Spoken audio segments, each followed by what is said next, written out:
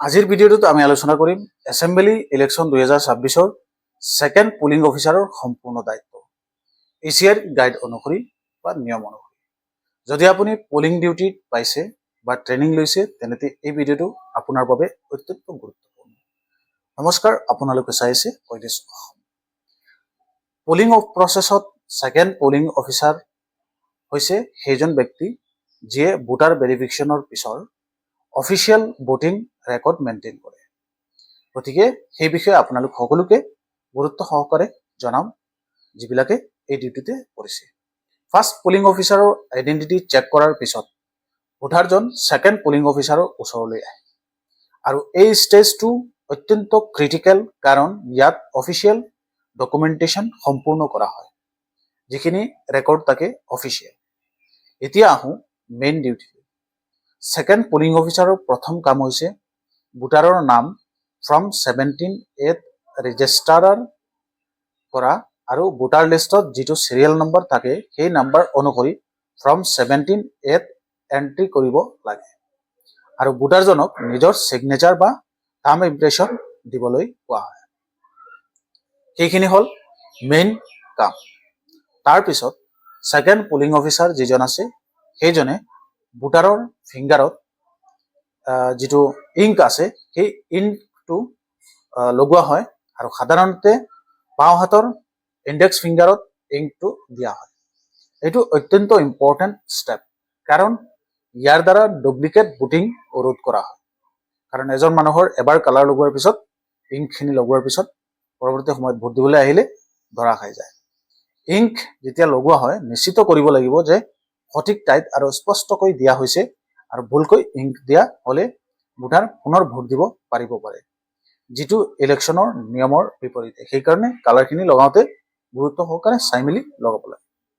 তাৰপিছত ভোটাৰৰ শ্লিপ বা পাছ কনফাৰ্মেশ্যন দিয়া হ'ব আৰু ভোটাৰৰ থাৰ্ড পুলিং অফিচাৰৰ ওচৰলৈ পঠোৱা হয়। এই ষ্টেজত নিশ্চিত কৰিব লাগিব যে সকলো ডকুমেণ্টেশ্যন ঠিকে ঠাকে হৈছে, নহ'লে পিছত সমস্যা হ'ব পাৰে। সেইকাৰণে তেওঁ প্ৰপাৰলি চাই মেলি ধুনীয়াকে তাৰপিছত থাৰ্ড পুলিংজনৰ ওচৰত পঠিয়াব লাগে। সেকেন্ড পুলিং অফিচাৰে ৰেজিষ্টাৰ মেইনটেইন কৰাটো অত্যন্ত সতৰ্কতাৰ সৈতে কৰিব লাগে।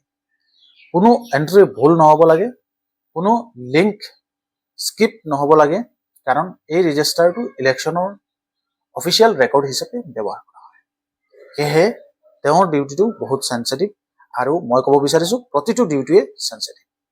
স্পেচিয়েল কেছবোৰত সেকেন্ড পুলিং অফিচাৰৰ ভূমিকা আছে, যেনে ভোট চাইন কৰিব নোৱাৰিলে থাম্ব ইমপ্ৰেছনটো লোৱা, ডিজেবল ভোটাৰ থাকিলে প্ৰপাৰ গাইডলাইন ফ'ল' কৰা, আৰু এই সকলো কাম নিয়ম অনুসৰি কৰিব লাগে, যিটো এছিয়াৰ গাইড আছে। পুলিং আৰম্ভ হোৱাৰ আগতে সেকেন্ড পুলিং অফিচাৰে form number 17A ink bottle যিটো আছে আৰু অন্যান্য মেটেৰিয়েল যিসমূহ আছে সেইসমূহ ৰেডি কৰি ৰাখিব লাগে। আৰু পুলিং শেষ হোৱাৰ পিছত এই ডকুমেণ্টছবোৰ প্ৰপাৰ চিল আৰু পেকিং কৰাৰ কামতো সহায় কৰিব লাগে প্ৰিচাইডিং অফিচাৰৰ লগত, যিখিনি মই আপোনালোক সকলোকে এনভেলপখিনিত কেনেকৈ ভৰাব লাগে সেইটো ভিডিঅ'ত জনাইছোঁ। সেইটো ডেছক্ৰিপশ্যনত থাকিব, আপোনালোকে চাব পাৰিব। এটা কথা বিশেষকৈ মনত ৰাখিব, সেকেন্ড পুলিং অফিচাৰে হৈছে ইলেকশ্যন ডকুমেণ্টেশ্যনৰ বেকবোন। যদি ইয়াত ভুল হয় তেনেতে এণ্টায়াৰ পুলিং ৰেকৰ্ড কুৱেশ্যনেবল হ'ব পাৰে। সেইকাৰণে গুৰুত্ব সহকাৰে তেওঁলোকে এই কামখিনি নিজৰ ডিউটিটো কৰিব লাগে। শেষত সহজকৈ আপোনালোক সকলোকে ক'ব বিচাৰিছোঁ, সেকেন্ড পুলিং অফিচাৰে হৈছে সেইজন ব্যক্তি যিয়ে ভোটাৰৰ ভোটিং ৰেকৰ্ড অফিচিয়েলি ৰেজিষ্টাৰ কৰে আৰু নিশ্চিত কৰে যে একোজন ভোটাৰে কেৱল এবাৰহে ভোট দিব পাৰে। সেই ৰেকৰ্ডটো তেওঁ মানে গুৰুত্ব সহকাৰে মেইনটেইন কৰিব লাগে।